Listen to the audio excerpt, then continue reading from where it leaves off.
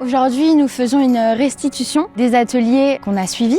Ce que je trouve génial, c'est qu'on va inclure les participants dans la méthodologie qui nous a été proposée et pour co-construire tous ensemble une stratégie et renforcer les stratégies déjà existantes et créer des synergies.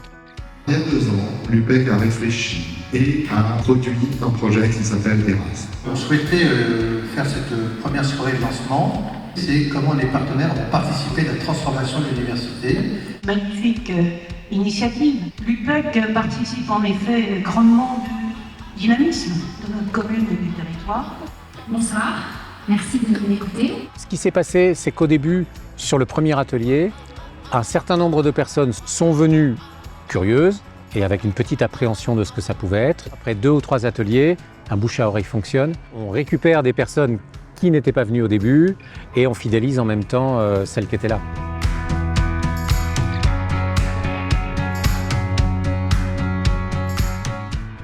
Le processus qu'on fait d'habitude, on l'a réinventé aussi pour l'ajuster mieux.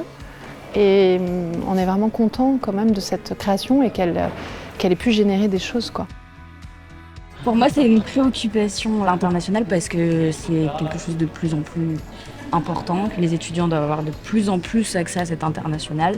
Donc on pourrait favoriser l'apprentissage dans un autre aéroport, par exemple.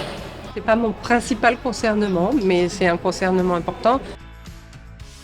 On invite tout d'un coup entre 100 et 150 personnes, 120 peut-être, 140. Eux n'ont pas du tout suivi les étapes précédentes. En fait, ils se retrouvent eux-mêmes à être partie prenante et à eux-mêmes se retrouver dans une dynamique d'atelier et de contribution collective globale à 120.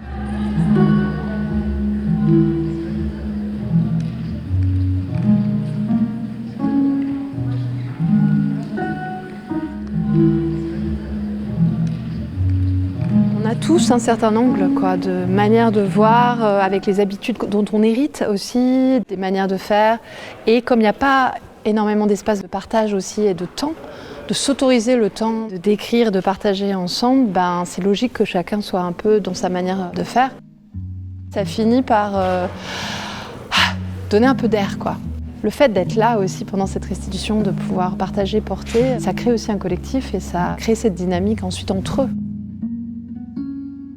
Je pense que ça permet de bien prendre conscience finalement de ce qu'on a pu faire pendant ces ateliers. Les ateliers, c'était des morceaux de puzzle et finalement là, il y a un puzzle qui s'assemble.